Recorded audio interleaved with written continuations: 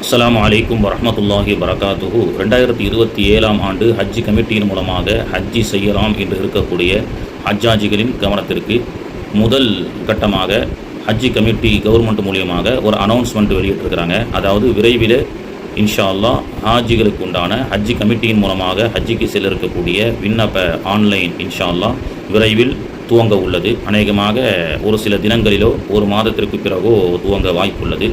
அதற்கு முன்பதாக நாம் செய்ய வேண்டிய ஒரு விஷயம் என்னவென்றால், நம்மிடத்தில் இருக்கக்கூடிய பாஸ்போர்ட்டினுடைய வேலிடிட்டி 2027 டிசம்பர் 31 வரை அதுக்கு மேலாக இருக்க வேண்டும்.